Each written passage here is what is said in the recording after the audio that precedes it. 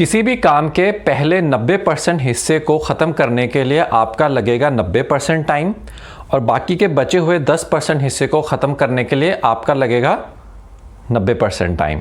तो total 180% time पूरा आपका किसी भी काम को ख़त्म करने के लिए वक्त लगेगा। इसका मतलब क्या है, क्योंकि 100% तो मैक्सिमम होता है, तो 180% नंबर कहाँ से आ गया। तो आइए इसी को आज समझते हैं हमारे 90% रूल में। तो ये जो स्टेटमेंट है कि पहले 90% पार्ट को ख़त्म करने के लिए 90% टाइम लगता है और बचे हुए 10% पार्ट को ख़त्म करने के लिए भी 90% टाइम लगता है, ये 1980s में बेल लैब्स के एक इंजीनियर थे टॉम कारगिल, जिन्होंने सॉफ्टवेयर डेवलपमेंट के लिए कहा था। अक्सर सॉफ्टवेयर डेवलपमेंट में ऐसा होता है कि आपका जो 90% काम है सॉफ्टवेयर डेवलपमेंट का, वो तो ख़त्म हो जाता है और उसके बाद में आपको लगता है अब तो 10% बचा है। पर जब आप लास्ट के 10% को ख़त्म करने की शुरुआत करते हैं तो देखते हैं कि यार ये इसको तो 10% टाइम नहीं, इसको तो बहुत ज़्यादा टाइम लग रहा है। तो ये जो प्रिंसिपल है ये एक्चुअली हमारा सिर्फ सॉफ्टवेयर डेवलपमेंट में नहीं, आप देखोगे आपकी डे टू डे लाइफ में रेगुलरली आप जो काम करते हो उसमें भी काफ़ी लागू होता है।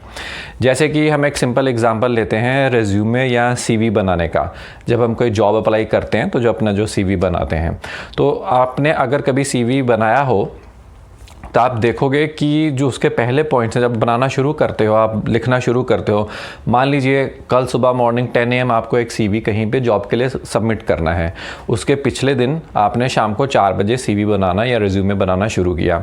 आपने बुलेट पॉइंट्स डालने शुरू किए, ये कंपनी थी उसमें मैंने ये किया, ये रिजल्ट्स लाया, दूसरी कंपनी थी उससे पहले मैंने वहाँ पे काम किया, ये रिजल्ट्स लाया, तो आप अपना रिज्यूमे बनाते गए।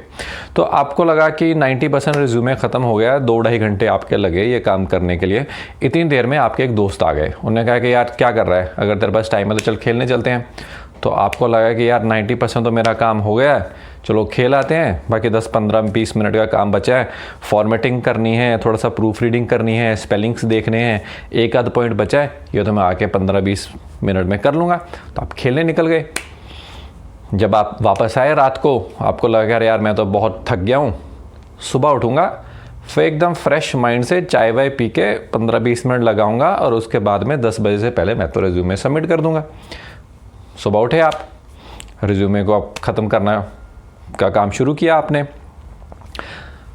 10% ही तो काम बचा है, आपको था कि 15-20 मिनट में हो जाएगा। पर जब आप उसे शुरू करते हो, आप देखते हो कि जो आप प्रूफ रीडिंग कर रहे हो, कहीं यहाँ पे गलती निकल रही है, कोई ग्रामेटिकल मिस्टेक निकल रही है, कोई सेंटेंस का मीनिंग नहीं बन रहा, उसको आपको ठीक करना है।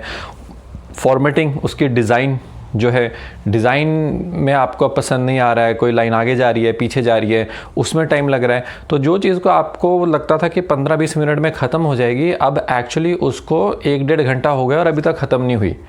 अब आप फ्रस्ट्रेट हो रहे हो, एक तो क्योंकि डेडलाइन पास में आ रही है, 10 AM आपको सबमिट करना है। दूसरा, आपने एक्सपेक्ट किया था कि ये चीज़ 20 मिनट में ख़त्म हो जाएगी और उससे 4-5 गुना ज़्यादा टाइम लग रहा है। तो जितना भी आपका रिज्यूमे अब बनता है, लास्ट में फिर आप क्या करते हो ऐसे केसेस में कि जितना हो गया आप कहते हो चलो ऑलमोस्ट हो गया और बना के फाइनल सबमिट कर देते हो, ये सोच के कि देखी जाएगी, इनफ तो कर ही दिया, पूरा 100% जितना मैं चाहता था उतना तो बना नहीं, लेकिन 95-96% तो बन ही गया, तो कर देते हैं सबमिट, आ जाएगी कॉल जॉब की। पर ऐसा हुआ क्यों? क्योंकि जो लास्ट का 10% का जो काम था, जो ये रेज्यूमे को या सीवी को उसको ब्यूटीफाई करना, उसमें उसको प्रूफ रीड करना, उसकी ग्रामर चेक करना, उसका डिज़ाइन देखना, मेक श्योर करना कि सब कुछ जो आप लिखना चाहते थे वो लिख दिया, एक आध पॉइंट जो पहले रह गया था उसको फिर से ठीक करना, इस सब में बहुत ज़्यादा टाइम लग गया और आपने इतना एक्सपेक्ट नहीं किया था। यही एक्चुअली अगर आप वापस जाएं, अगर आप अभी भी कॉलेज या स्कूल में पढ़ते हैं तो आपको वापस जाने की ज़रूरत नहीं है, आप ही का एग्जाम्पल है। पर अगर आप इस समय कॉलेज या स्कूल में नहीं पढ़ते हैं तो आप थोड़ा वापस जाओ, कॉलेज और स्कूल लाइफ को रिमेंबर करो। वहाँ पे आपने देखा होगा कि अगर क्लास में 100 बच्चे हैं, जो टॉप के 8-10 बच्चे हैं, उनके जो एग्ज़ाम्स होते हैं या उनके जो रिज़ल्ट्स आते हैं और उनको अगर आप कंपेयर करो जो उसके बाद वाले 8-10 बच्चे होते हैं, जैसे कि मान लीजिए पहले 10 रैंक्स और उसके बाद में 11 से 20 रैंक्स लगभग, आप अगर कंपेयर करो तो वो पहले 10 बच्चों के और उसके बाद वाले 10 बच्चों के ideas, quality of their content, वो सब मोर लेस सेम ही होता है। इंटेलिजेंट वो काफ़ी होते हैं, पर डिफरेंस क्या होता है कि जो टॉप 10% बच्चे होते हैं वो एक्चुअली जो लास्ट का 10% पार्ट है, 90% काम वो भी अच्छा करते हैं, 11 से 20th रैंक वाले जो होते हैं वो भी अच्छा करते हैं, और भी बहुत सारे लोग अच्छा करते हैं।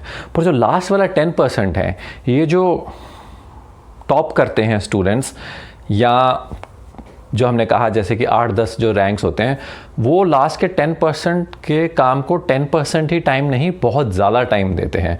आप कभी एग्ज़ाम में नोटिस करना कि वो प्रूफ रीडिंग बहुत करते हैं। जब अगर मान लीजिए इंग्लिश का एग्ज़ाम है, ऐसे लिख रहे हैं, तो ऐसे लिख लिया, उसके बाद में 3-4 बार उसे पढ़ेंगे, कभी मिस्टेक अगर कोई है तो उसे डिलीट करेंगे, फिर से लिखेंगे, अपनी ग्रामर बार बार चेक करेंगे, लास्ट में जाते जाते सारा ऐसे कंप्लीट भी हो गया, फिर भी कोई पॉइंट सोचेंगे कि कोई रह तो नहीं गया या कोई और अच्छा पॉइंट मैं इसमें तो नहीं लिख सकता। तो वो जो लास्ट वाला 10% काम है उस पर भी वो बहुत ज़्यादा टाइम लगाते हैं। तो यही डिफरेंस होता है 90% में और उसके बाद वाले 10% में, और रियल लाइफ में भी।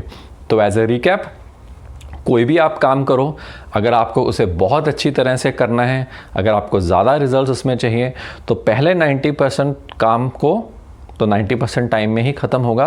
पर जो उसके बाद वाला 10% काम है, लास्ट वाला 10%, जैसे आइसिंग ऑन द केक, या कह लीजिए दूध के ऊपर जो मलाई वाला पार्ट है जहाँ पे आपको मलाई मिलेगी खाने के लिए, वो लास्ट के 10% काम से मिलती है। तो उसको कभी भी 10% मत समझना, उसको भी उतना ही इंपॉर्टेंट समझना जितना पहला 90% वाले को आपने समझा था, और उतना ही टाइम उसके लिए भी सेव करना, almost half and half time save करना। तो अगर मान लीजिए पहले 90% के लिए आपके 2 घंटे लगे, तो बाद वाले 10% के लिए भी 2 घंटे बचा के रखो। और जब आप बार बार उसे प्रूफ रीड करोगे, देखोगे इतना टाइम होगा, तो डेफिनेटली आपके रिजल्ट्स बेटर आएंगे। तो ये था 90-90 रूल, अप्लाई कीजिए इसे, और फिर मिलेंगे हम एक नई वीडियो के बाद साथ। Bye for now.